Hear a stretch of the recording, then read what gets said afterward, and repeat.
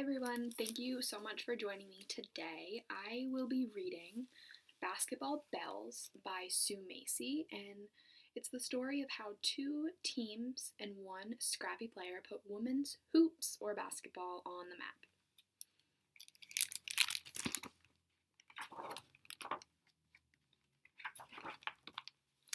Nobody can ever accuse me of being a girly girl. Sure, I can sashay around in a ruffled skirt carrying a parasol if I have to, but I'm a lot more comfortable in breeches and spurs.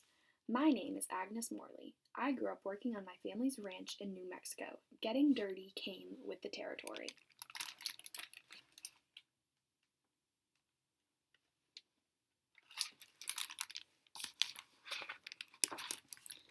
My mother hoped sending me to Stanford University would make me a lady. What would she say if she saw me now, hurrying through the streets of San Francisco to play basketball? I'm sure she'd prefer that I was going to tea on the arm of a handsome gentleman. Not today. In fact, there will be no gentlemen at the game. Our opponents from Berkeley don't feel it's proper for women to sweat in front of men. I think that's silly. At Stanford, we play our games outdoors, where anyone can see us.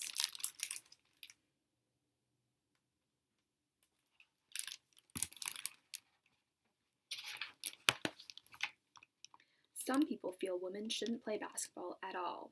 The game, of course, was designed for men.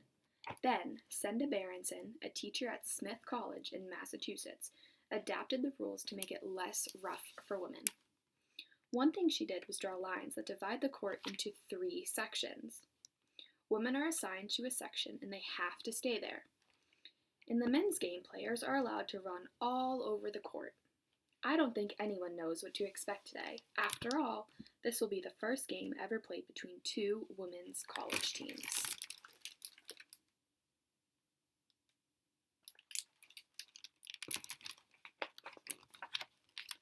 More than 500 ladies, cheering at the top of their lungs, welcome us into the arena. Actually, their behavior is anything but ladylike. The last time I heard such a roar, I was caught in a cattle stampede.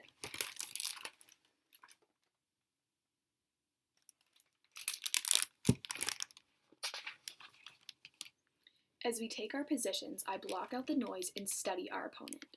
It worries me that the Berkeley players are taller and heavier than we are. Out on the range, I've held my own against antelope and coyotes and even grizzly bears. But as a guard on our team, I'll have to stand up to 3 sturdy forwards, charging their basket. Can I do it? It's time to find out. A hush falls over the crowd as the referees toss the big stuffed leather ball into the air to start the game. I stand alert, ready anytime the sphere comes towards me. When I catch it, I whip it to Stella in the center of the court. She throws it to our forwards so one of them can shoot at our basket.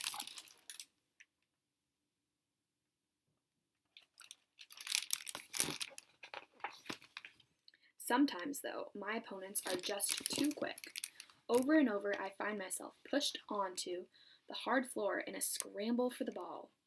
My opponents and teammates dive on top of me, and I am crushed under their weight. If women's basketball is a tamer version of the men's game, I'd hate to see how men play. Most of the action in the first half is across the court, near our team's basket. Midway through the half, Stella throws the ball to Maddie, one of our forwards. She takes a long shot.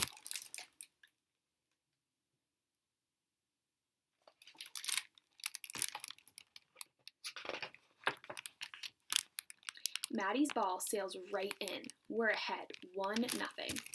We have the advantage now. 2 swift passes bring the ball into the hands of my teammate, Frances. But her shot misses. Worse, it knocks the basket off kilter. We have no choice but to get the janitor and his assistant to fix it. Out they come, the only men in the building. The assistant stares at us so intently. He almost knocks the janitor off his ladder. When the basket is secured, the 2 men take a hasty exit.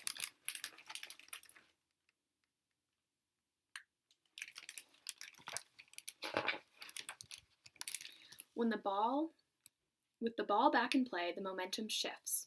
Berkeley's captains throw a stinging pass to one of her forwards. She launches a shot that rides right into the basket. We are tied, 1-1. For the rest of the half, we try mighty to break the deadlock, but no one else scores.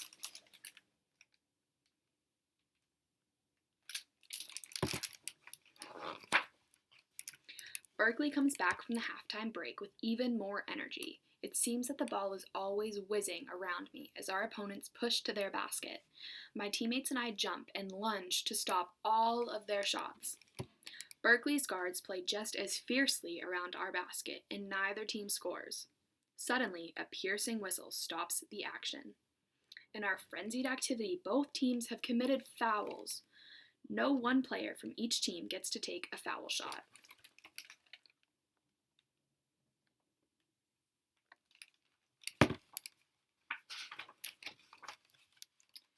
One of Berkeley's forwards steps up to shoot. I watch helplessly. The rules forbid us from blocking the other team's shots. "Go, Edith!" someone yells from the stands. She closes her eyes for just a second, as if to see the shot in her mind. Then she heaves the ball. It sails right through the air.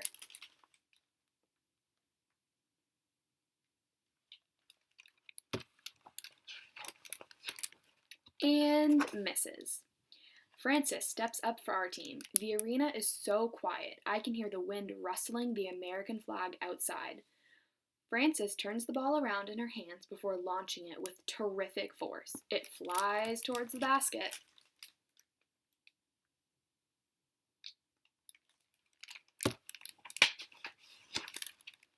And drops right in. We are ahead 2-1. Our fans cheer wildly. The Berkeley faithful shout for their team to pull even. We struggle to keep them off balance, determined that Stanford will win the battle this day. Finally, time runs out.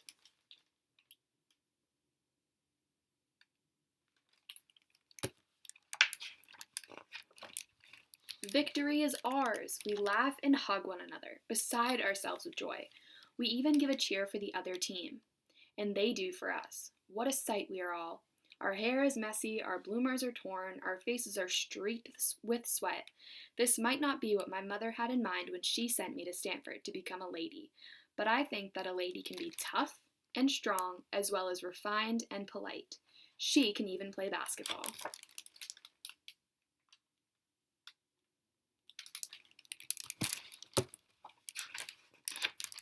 And that is the end of the story. Thank you guys so much for joining me, and I really hoped you enjoyed this book, Basketball Bells, by Sue Macy and illustrated by Matt Collins. Bye!